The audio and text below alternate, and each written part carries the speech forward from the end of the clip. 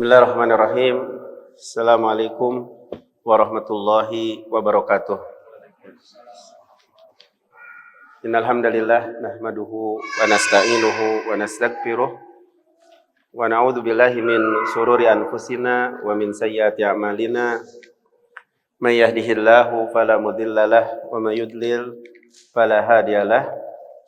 Asyhadu an la ilaha illallah wahdahu la syarikalah iqraran bihi wa tauhida wa asyhadu anna Muhammadan abduhu wa rasuluh. Amma ba'd, ikhwani wa akhwati, Bapak Ibu jamaah Masjid Al-Barru yang saya cintai karena Allah Subhanahu wa taala. Alhamdulillah pada hari ini kita bisa berjumpa kembali ya dengan tema yang baru ya yang akan kita bahas berkenaan dengan sejarah kehidupan Nabi Sallallahu Alaihi Wasallam, sirah nabawiyah, sejarah kehidupan Nabi Sallallahu Alaihi Wasallam dan perjuangan Rasulullah Sallallahu Alaihi Wasallam. Insyaallah, tentunya belajar atau mempelajari sirah kehidupan Nabi Sallallahu Alaihi Wasallam ini banyak faidahnya, ya, banyak faidahnya, ya. Dan insya Allah pada pertemuan ini yang akan kita bahas ada 3 poin. Poin pertama, faidah mempelajari sejarah Nabi. Kemudian setelah itu ada poin lagi yang akan kita bahas, kehidupan bangsa Arab sebelum kelahiran Rasulullah SAW. Kemudian poin yang ketiga, kalau masih ada waktu, kelahiran Nabi Shallallahu Alaihi Wasallam dan pertumbuhannya dan kepribadian Nabi Shallallahu Alaihi Wasallam yang menarik sebelum diutus dan diangkat, sebelum diangkat menjadi Nabi dan sebelum diangkat menjadi Rasul. Poin yang pertama dulu yang akan kita pahami. Ya, banyak sekali sebenarnya faidah dari mempelajari sirah. Di antaranya bahwasanya mempelajari sirah ini merupakan zadun nafi'un lid-du'ati wal mujahidin, sebagai bekal yang bermanfaat bagi para dai, pada pelopor dakwah dan orang-orang yang berjuang, yang berjihad. Ya, jadi dengan kita mempelajari sirah nabawiyah itu akan memberikan semangat, motivasi ya untuk berkorban dalam rangka untuk membela agama, dalam rangka mengangkat agar kalimat Allah menjadi tinggi. Ya, jadi itu yang pertama ya, sebagai bekal yang bermanfaat bagi seorang dai dan orang-orang yang berjuang, yang berjihad. Kemudian yang kedua, faidah dari mempelajari sirah nabawiyah ini adalah ma'rifatut thariq ila izil islam wal muslimin. Mengenal cara bagaimana membuat Islam itu menjadi jaya, membuat kaum muslimin itu menjadi maju. Jadi mengetahui cara untuk membuat Islam dan kaum muslimin itu menjadi jaya. Jadi dengan kita mempelajari sirah nabawiyah, kita menjadi tahu cara bagaimana agar Islam itu menjadi maju, menjadi jaya. Nah, kita kan tahu dalam sejarah bahwasanya Nabi SAW diutus dalam, nanti insya Allah akan kita baca kondisi ketika Nabi diutus dalam keadaan kaumnya itu dalam kondisi yang sangat buruk sekali. Nah, bagaimana Nabi SAW memulai di dalam berdakwah? Di situ kan bisa kita ambil pelajaran bahwasanya tatkala kita belajar sirah, mengetahui cara bagaimana membuat Islam dan kaum muslim menjadi maju.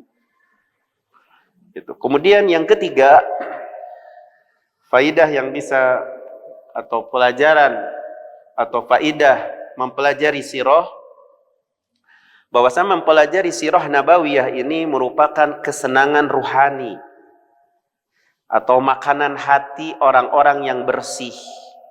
Ulangi lagi, poin yang berapa ini? Yang ketiga, bahwasanya mempelajari sirah nabawiyah itu merupakan kesenangan rohani, makanan bagi hati-hati yang bersih. Bagaimana tidak? Ini merupakan kesenangan rohani dan makanan hati bagi orang-orang yang bersih hatinya.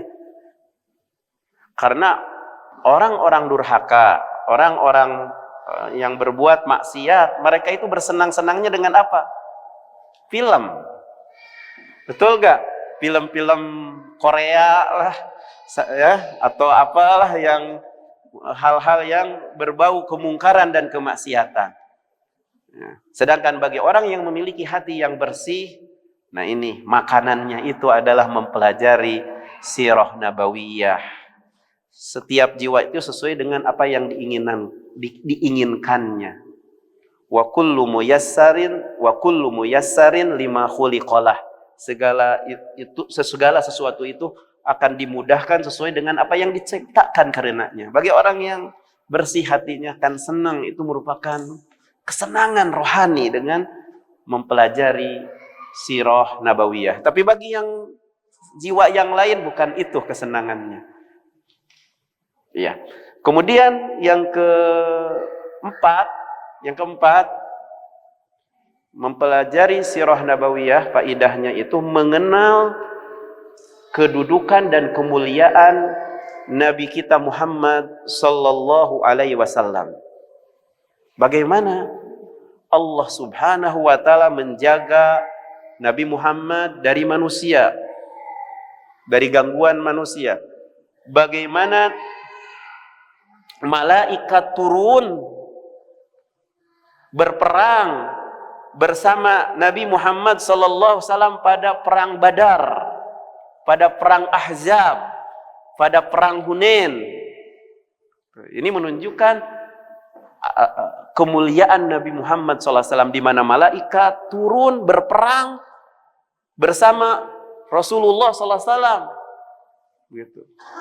Begitu pula Jibril, Mikail, dua-duanya membela kepribadian Nabi kita Muhammad SAW pada perang Uhud. Ini dengan sirah, dengan mempelajari sirah, kita bisa mengetahui dan mengenal bagaimana kemuliaan Nabi Muhammad sallallahu alaihi wasallam. Itu di antara faedah mempelajari sirah nabawiyah. Kemudian yang kelima tentunya bahwasanya sejarah Nabi bukan cerita bohong. Tapi ini memang kepribadian Nabi ini disiapkan sebagai tauladan bagi seluruh kaum muslimin. Jadi mempelajari sirah bisa menjadi manhaj, metode dalam kehidupan kita, baik secara individu atau masyarakat. Karena bukan hanya cerita bohong, tapi cerita yang diceritakan di dalam sejarah tentang kehidupan Rasulullah SAW itu sebagai tauladan bagi umatnya. Ini poin yang kelima, bahwasanya mempelajari sirah untuk dijadikan tauladan bagi kita, baik individu maupun masyarakat. Sebagaimana Allah tabaraka wa taala berfirman, laqad kana lakum fi rasulillahi uswatun hasanah. Dan sungguh ada pada diri Rasulullah sallallahu alaihi wasallam uswatun hasanah, tauladan yang baik. Sekarang mulai ke poin kedua, kehidupan bangsa Arab sebelum kelahiran Rasulullah. Dari sisi agama bagaimana? Yang antum ketahui.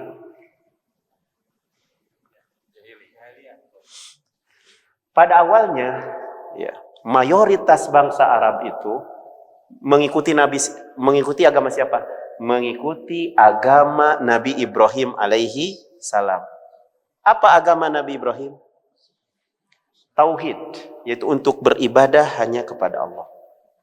Itu mayoritas. bangsa Arab itu. Pada awalnya seperti itu. Namun berjalannya waktu, bangsa Arab melalaikan agama Ibrahim. Melalaikan. Tapi masih ada sisa-sisa peninggalan ajaran tauhid. Itu ajaran Nabi Ibrahim alaihi assalam. Hingga kemudian di Mekah ada seorang yang bernama Amr bin Luhai al-Khuzai. Amr bin Luhai dari suku Huja'ah. Seorang yang dihormati dan yang memiliki kedudukan. Kenapa dihormati? Karena kedermawanannya. Kenapa dihormati Amr bin Luhai al-Khuzai? Kenapa? Karena perilaku baiknya. Nah, Amr bin Luhai al-Khuzai suatu ketika pergi ke Sam.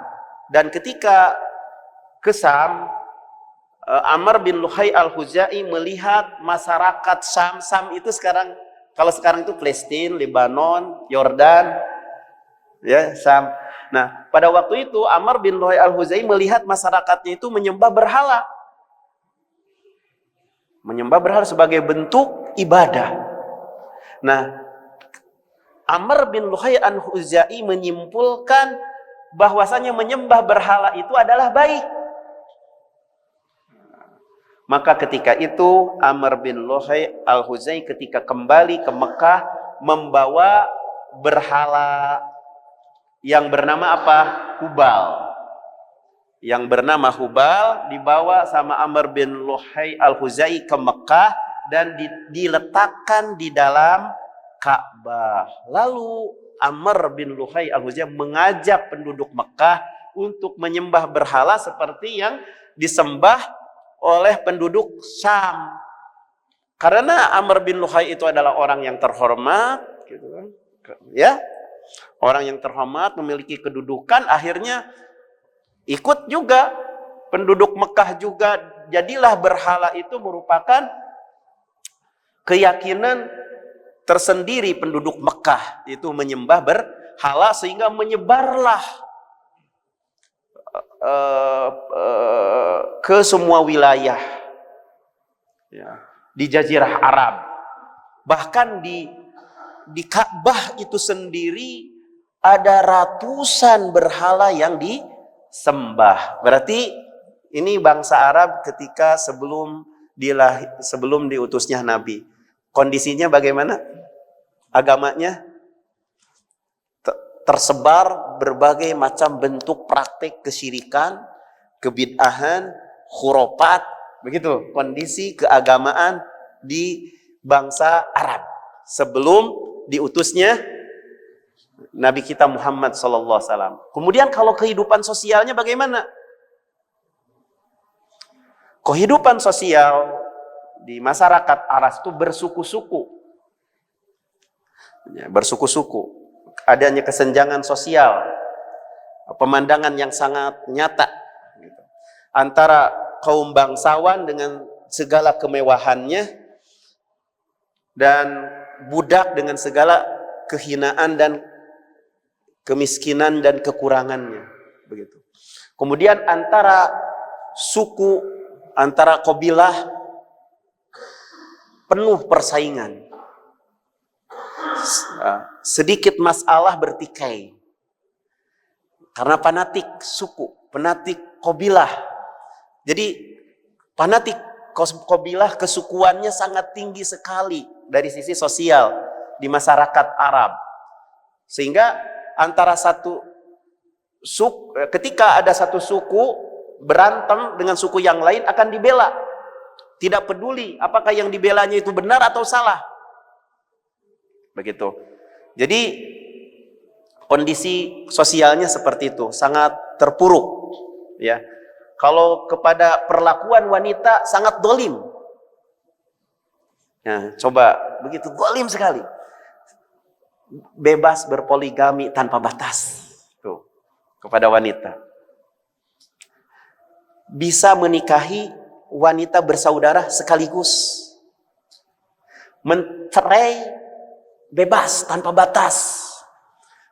Perzinaan merupakan suatu perkara yang biasa. Bahkan ini kondisi sosial masyarakat Arab pada waktu itu, ada suami yang memerintahkan agar istrinya tidur dengan laki-laki lain dalam rangka untuk mendapatkan keturunan yang mulia dari laki-laki tersebut. Betul. Kondisinya sangat parah dari sisi sosial. Dan juga di bangsa Arab juga kita mengenal ada istilah wa'dul banat. Apa itu? Mengubur hidup perempuan, mengubur anak perempuan hidup. Karena mereka itu kalau lahir wanita aib menurut mereka. Kemudian juga perjudian, minuman keras merupakan suatu hal yang lumrah di tengah masyarakat Arab. Bahkan itu menjadi suatu kebanggaan tersendiri. Jadi begitu kehidupan masyarakat bangsa Arab dari sisi sosialnya. Berarti kondisi sosialnya bagaimana? Sangat kacau balau, tanpa ada aturan, bagaikan binatang ternak. Nggak ada aturan, layaknya binatang. Begitu kondisi sosial masyarakat Arab sebelum diutusnya Nabi kita Muhammad SAW. Dari sisi ekonomi bagaimana tuh? Kemiskinan itu yang mewarnai kehidupan masyarakat. Ya. Walaupun ada sebagian pedagang besar dan bangsawan, tapi secara umum kondisi masyarakat Arab itu miskin. Kondisi masyarakat Arab itu miskin. Tapi begitu dari sisi akhlak bagaimana yang antum ketahui?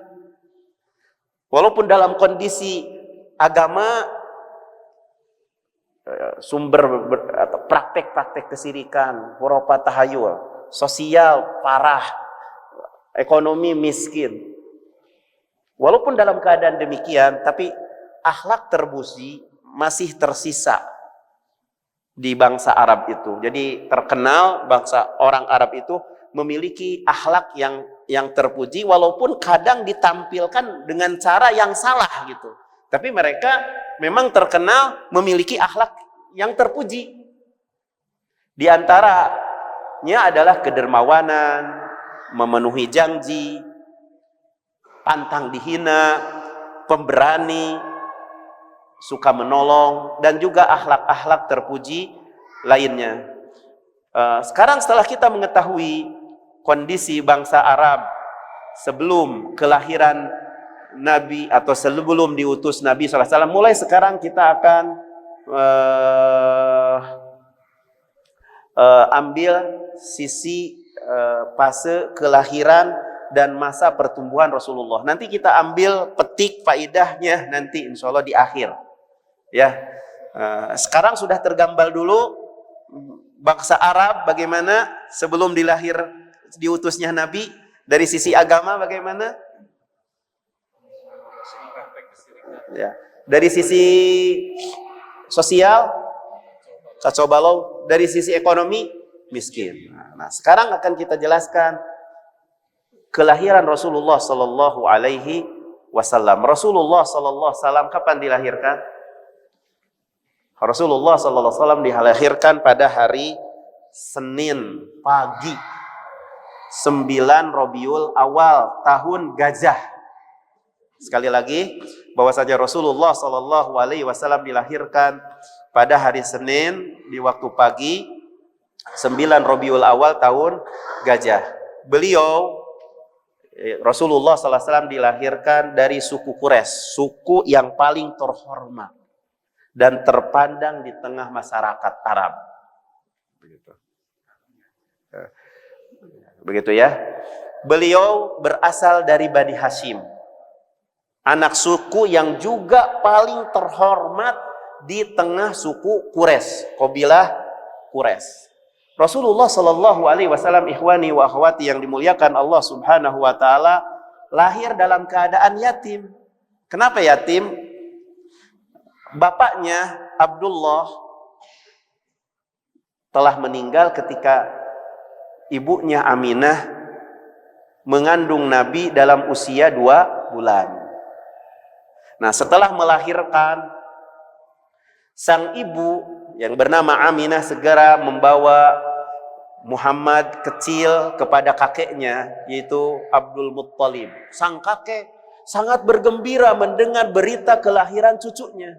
Lalu Abdul Muttalib membawa ke Ka'bah. Dan di Ka'bah Abdul Muttalib sebagai kakek Muhammad berdoa dan bersyukur kepada Allah Subhanahu wa taala, dan bayi tersebut dinamai Muhammad. Dan nama Muhammad pada waktu itu belum dikenal di masyarakat Arab. Dan pada hari ke-7 dari kelahirannya Rasulullah sallallahu alaihi wasallam di khitan. Kemudian di dalam sejarah juga bahwasanya kebiasaan orang Arab itu adalah menyusui. Ya, disusukkan biasanya. Selain oleh ibunya, Rasulullah sallallahu alaihi wasallam disusukkan juga oleh siapa? Suwaibah. Siapa itu Suwaibah? Budaknya Abu Lahab. Jadi ibunya, yaitu ibunya Muhammad mencari wanita untuk menyusui putranya di pedesaan. Maka terpilihlah jadi Nabi SAW itu disusui oleh budak Abu Lahab, namanya Suwaibah. Kemudian adat masyarakat perkotaan pada waktu itu biasanya mencari wanita pedesaan untuk menyusui putranya. Maka terpilihlah seorang wanita yang menyusui Muhammad yang bernama siapa? Halimah As-Sa'diyah. Halimah As-Sa'diyah. Nah, tentunya ini merupakan kehendak Allah Jalla wa'ala. Sebelumnya sebenarnya Halimah As-Sa'diyah itu nggak mau menerima untuk menyusui Rasulullah SAW. Kenapa nggak mau nerima? Miskin, yatim, miskin, bagaimana bisa ngasih upah? Awalnya seperti itu. Nah, tapi ketika tidak ada lagi yang lain yang disusui, akhirnya Halimah As-Sa'diyah pun menerima bayi yang bernama Muhammad untuk disusui. Ternyata tidak salah pilih. Kenapa? Karena yang disusui oleh Halimah Sa'diyah adalah Muhammad. Allah telah mempersiapkan untuk menjadi manusia paling agung di muka bumi ini. Gitu. Maka wajarlah kehidupan Halimah As-Sa'diyah dengan menyusui Muhammad serba berkah. Keberkahan datang kepada Halimah As-Sa'diyah. Sebagaimana dijelaskan ketika kambingnya tadinya kurus jadi gemuk, banyak susunya dan lain sebagainya. Demikianlah 5 tahun pertama kehidupan Rasulullah sallallahu alaihi wasallam dilalui di daerah perkampungan, ya, di pedesaan yang masih udaranya segar, di lembah Bani Sa'ad atau Bani Sa'ad. Ya. Tentunya kehidupan Nabi Shallallahu Alaihi Wasallam di pedesaan itu memberikan pengaruh bagi pertumbuhan Rasulullah Shallallahu Alaihi Wasallam, baik secara fisik maupun kejiwaan. Nah, pada saat Rasulullah Shallallahu Alaihi Wasallam, dicatat yang poin-poin pentingnya ya. Pada saat Rasulullah Shallallahu Alaihi Wasallam berusia 5 tahun, dan pada waktu itu masih dalam perawatan dan pengasuhan Halimah As-Sa'diyah di perkampungan Bani Sa'ad, terjadilah sebuah peristiwa besar. Terjadi sebuah peristiwa besar, ikhwani. Apa yang peristiwa besar apa di sini? Yang menunjukkan tanda-tanda kenabian. Apa itu? Syaqqu as-sadr. Peristiwa pembelahan dada yang dikenal dengan syaqqu as-sadr. Syaqqu as-sadr itu adalah dibelahnya dada Nabi Sallallahu Alaihi Wasallam. Ketika Rasulullah SAW sedang bermain-main dengan teman-temannya, tiba-tiba datang malaikat Jibril menghampiri dan menangkapnya. Dibaringkan Nabi Sallallahu Alaihi Wasallam, kemudian dadanya dibelah, hatinya diambil, kemudian dikeluarkan segumpal darah dari Nabi Sallallahu Alaihi Wasallam. Kemudian Jibril mengatakan, ini bagian setan yang ada padamu. Kemudian hati Rasulullah dicuci di bejana emas dengan air Zam-Zam. Sebagaimana dalam hadis Nabi SAW diceritakan seperti itu. Kemudian setelah itu dikembalikan ke tempat semula. Nah, teman-teman Muhammad kecil pada waktu itu yang sepermainannya takut kan? Berlalian melaporkan kejadian tersebut kepada Halimah. Muhammad dibunuh, Muhammad dibunuh. Akhirnya semuanya pada lari-lari bergegas menghampiri ke tempat Rasulullah Sallallahu Alaihi Wasallam yang semula ketika dibelah, dan mereka mendapati Nabi SAW dalam keadaan kondisi pucat. Nah, setelah kejadian ini, Halimah As-Sa'diyah khawatir terhadap keselamatan Muhammad kecil. Akhirnya, walaupun sebenarnya itu berat, karena akhirnya Halimah As-Sa'diyah memutuskan untuk mengembalikan lagi ke ibunya di kota Mekah. Selang beberapa lama ketika Nabi kecil bersama ibunya, ya, setelah dikembalikan dan hidup beberapa lama dengan ibunya. Nah, pada usia 6 tahun Muhammad Sallallahu Alaihi Wasallam ditinggal oleh ibu tercinta. Bukan begitu. Setelah beberapa Setelah beberapa lama tinggal bersama ibunya, pada usia 6 tahun, belum meninggal. Ibunya mengajak Muhammad kecil berziarah atau berkunjung ke kuburan suaminya di Madinah.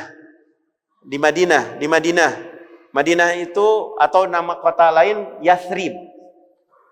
Maka Nabi kecil dan Aminah berangkat ke kota Mekah. Jaraknya sekitar 500 kilometer. Kemudian dibiayai oleh Abdul Muttalib, dan di tempat tujuan pada waktu itu menetap berapa lama? Selama 1 bulan.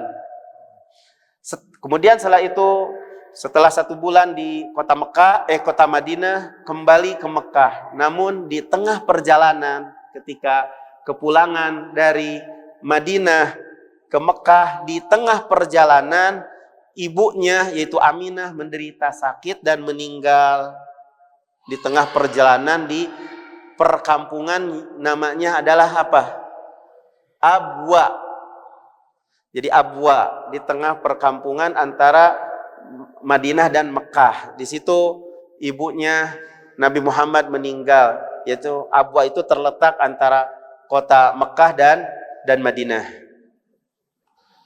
Wah, umur 6 tahun udah ditinggal oleh ibunya sepulangnya dari kota Madinah. Maka Abdul Muttalib sang kakek betul-betul sangat sayang, iba, sedih terhadap cucunya. Usia yang masih dini menjadi yatim piatu. Makanya Abdul Muttalib sangat menyayangi Muhammad, melebihi anak-anaknya sendiri. Begitu. Kemudian tak lama kasih sayang yang sang kakek itu tidak lama menyayanginya.